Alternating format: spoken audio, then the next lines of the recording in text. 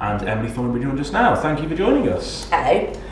Thank you for coming on the podcast. Obviously, you're mad busy with the leadership campaign. First of all, how's it going? Are you enjoying it? Is it slightly mad? I love campaigning. I'm afraid this is kind of like, this is my thing. Okay. I enjoy this more than anything else. Like getting out, talking to people about politics is just, it's my groove. It's just like, that's what I like. I like doing that. That's what I like. I like elections. I enjoy the general election. I enjoy campaigning, as I say, more than being in Parliament, to be honest, more than speaking to you guys. Sorry, but it's just getting out and about and seeing the country and seeing lots of different people and listening to what they have to say. Yeah, you mentioned the general election. The results didn't go exactly how you wanted it to go. No. What's the reception been like with Labour members as you've been travelling around campaigning? I think that people are in it's like grief, So immediately after and actually people are going through stages of grief as well. And I think that it was terrible before Christmas. People were so down, I spoke to my local party last night and people are really down. When we get together, we're really down.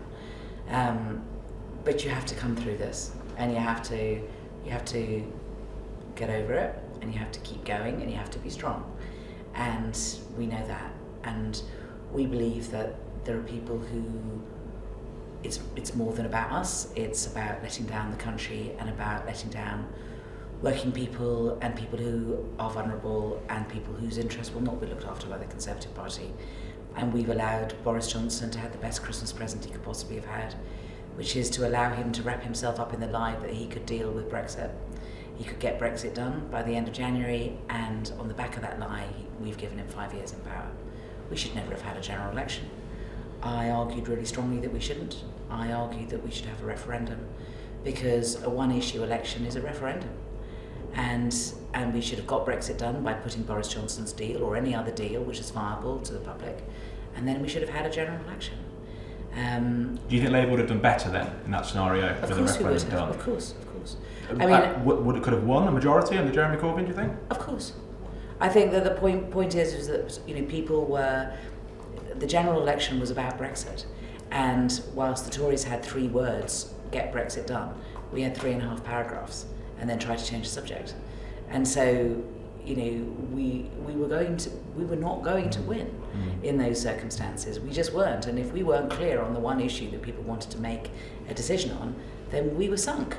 On the wider issues, like what is the British way? Is it that have we gone too far away from what we feel comfortable as a country?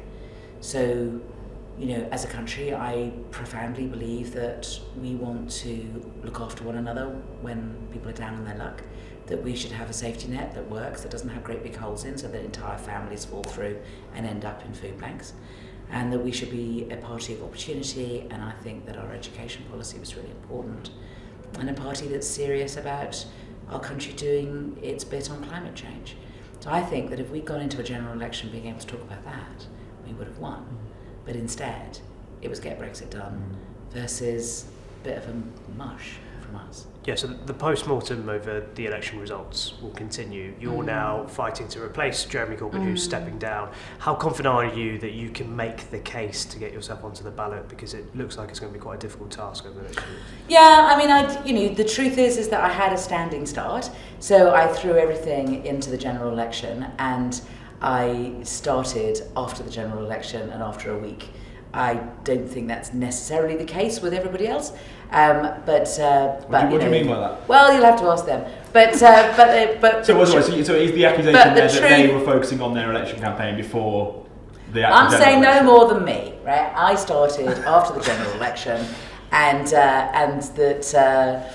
that we now have 2 machines, and we have 2 machine politicians, one on the left and one that may be perceived to be on the right. And there's a bit of a squeeze going on. But in the end... Who are you referring to? Rebecca on the left and Keir on And where would you place yourself? I'm a woman on the left. I've always been on the left. But I think that... I think in the end it's going to be a decision for the members. And there's 500,000 of them. And so whilst the sort of, the 2 machines can get going faster... and can get, I'm running to catch up. but because it's a decision for the members, and I'm popular with the members, and because I'm a natural campaigner, because this is kind of my thing. Over the last 2 years, I've visited 137 constituencies. I visited more constituencies than anybody else during the general election. It's kind of what I like doing. I like talking to members, knocking on doors, listening to the public, learning from them. This is my opportunity to do that sort of thing, and that's what I've always done, and that's what I always would do. As leader of the party, I would be campaigner in chief. Okay. I was in Liverpool on Saturday for the first hustings, and it felt to me across the board, obviously Jess Phillips now dropped out, but the 5 of you, there was a reluctance to criticise Jeremy Corbyn and the Corbyn project. Isn't there a sense here that as a group of candidates, you're kind of telling the membership what they want to hear rather than what they need to hear, which is that the Corbyn project is dead, the last 10 years have been pretty disastrous, and unless we move to the centre, we're never going to get back into power? Well, I don't agree. Okay. I don't agree. Which I think that actually, as a country, we have slid to the right over the last few years. And I used to say, and Jeremy and John used to hate me saying it, but actually what we were offering was a pretty standard social democratic package that you can see across the whole of Europe, actually, that we weren't half as radical as we like to paint ourselves as being. But that isn't to say that in British terms it wasn't radical, but in terms of, our friends and neighbours across the world, all we want to do is get our country back into the right place, which is, as I say, a country where we look after one another, where there is opportunities, where we're not afraid, where we hold our head up high internationally, where we do something about climate change. This is not that radical, in international terms, but in British terms it is, because we have got ourselves into a place where I think we have a government that doesn't really believe in government. We have a government that doesn't really believe that there's anything that can be done. And I don't agree. I think that in times like this, government can make a big difference. And whether it's, in making sure that, the chaos on the railways is stopped, whether it's actually pushing us forward in terms of having a green industrial revolution, whether it's making sure that we have an education system that is fit for purpose, whether we, all of these things. This is about national government, and but it isn't really. It's actually about national government being an expression of public will and the public coming together. So your manifesto as Labour leader, how different would it be to the one we've just seen? What would be taken out of it? Yes, I think that in essence, if you look at each individual item in the manifesto, I don't think there's anything in that manifesto I disagreed with. The problem was no, I don't think so. But the problem was free broadband. That's in principle. I don't know. But let me just explain what I'm going to say. Okay. So in the summer I went to Australia and New Zealand, right? And when I went to Australia, I met a party very like mine now in mourning, thinking that it was going to have got into government, and it had failed. And actually there were 2 reasons for that. One was that the leader wasn't very popular, but the other one was they had this great big manifesto that they have been working on that was completely intimidating for the public in Australia. The Australians didn't know what the Australian Labour Party stood for, and it was very much the same lesson. We were announcing 4 or 5 policies a day. This is not the way you do it. Fundamentally what you do is you don't necessarily change the policies, but what you do is you begin with a conversation with the public. You identify what the problem is. You have a national debate, and then you come through and you say, this is a problem that we have identified, and this is what our solution is. That in itself, going through that exercise in itself, cuts back on the number of policies that you can put forward in a manifesto, and also makes it realistic, because our manifesto was a programme for 15 years. It wasn't one for 5, and let me just pick up the issue of broadband. So I think that in principle, I don't have a problem with us having universal free broadband, for heaven's sake. I represent Tech City, right? Tech City, where in Tech City, I have businesses that aren't attached to superfast broadband. Superfast broadband goes straight down the middle of the road, and certain businesses are attached and other businesses are not.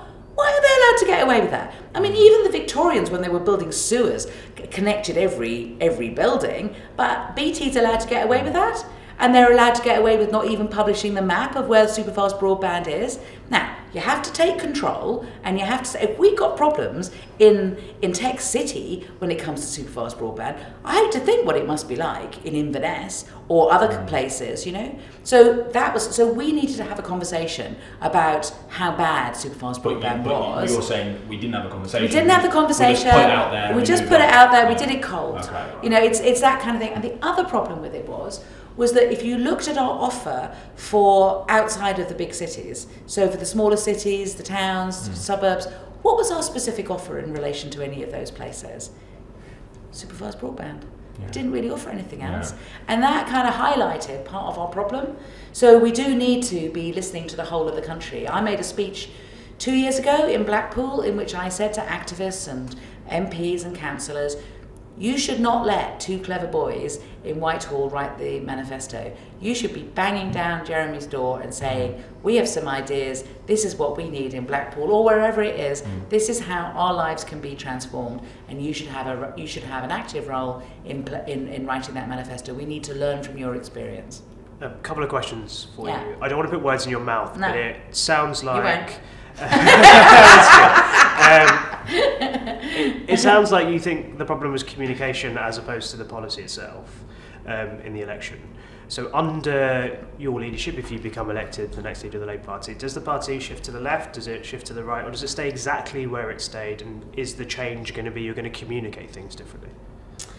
I think that we cannot, as a party, stand and say there is another way. It doesn't have to be this way, and expect to get any traction on that if people don't believe that we can deliver it.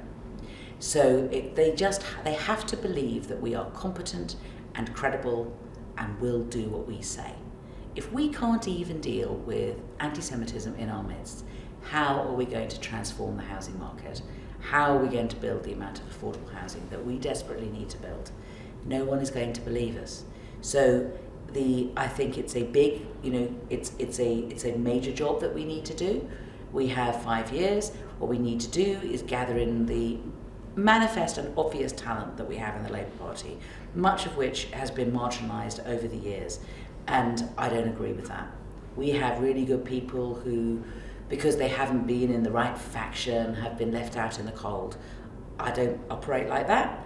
I would bring people of all backgrounds and all, from all over the country around the shadow cabinet table, and I would say to them, right, your job is this.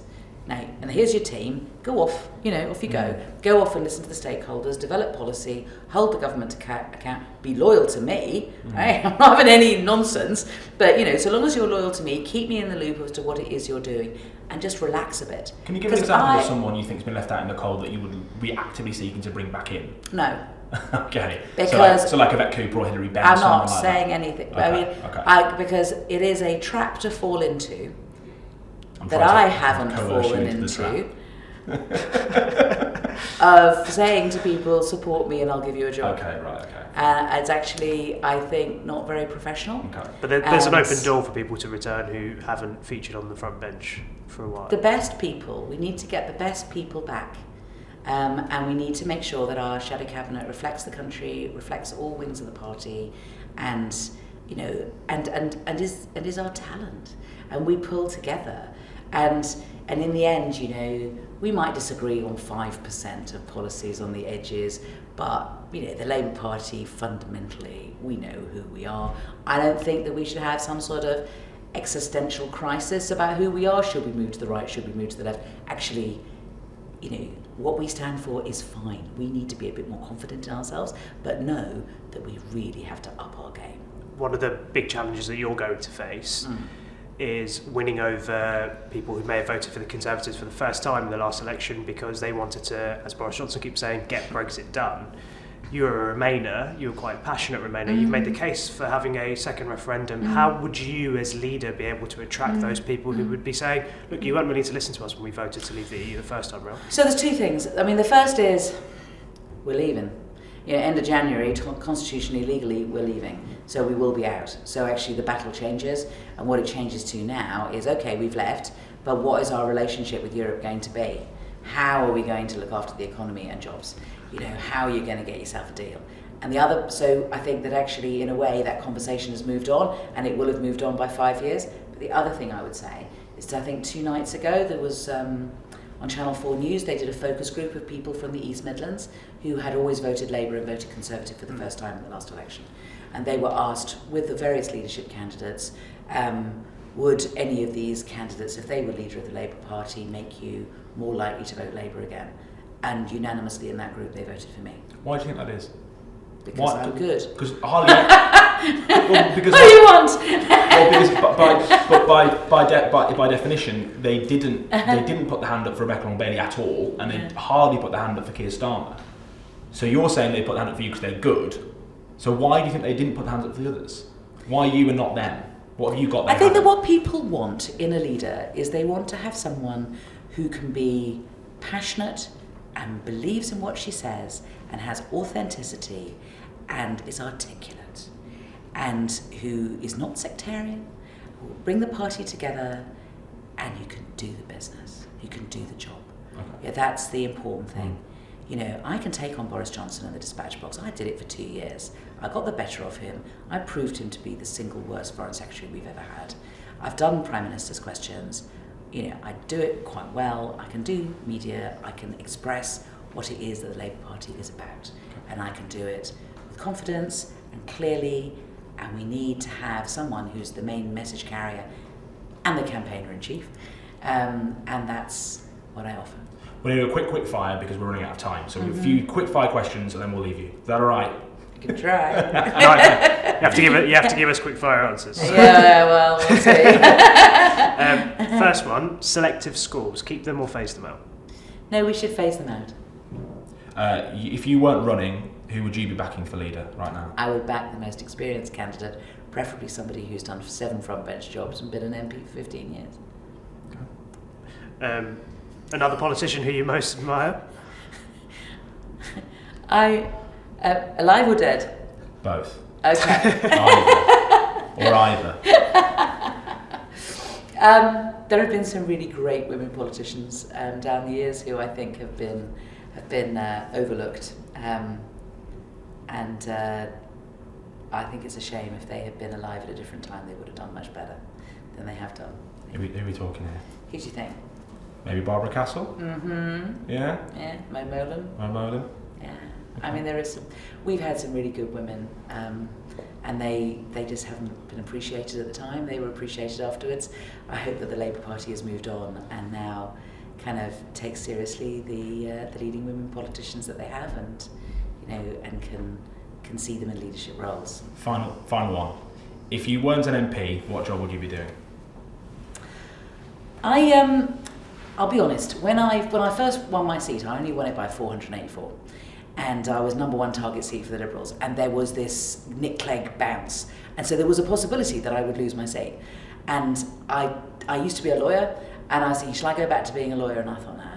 Actually, the job I really, really wanted to do, and I was thinking that I would retrain to be a midwife. Oh, really? Because I think being there at the beginning of life must be the most amazing experience. Super. Emily Thornberry, thank you very much for joining us. All right. Thank you.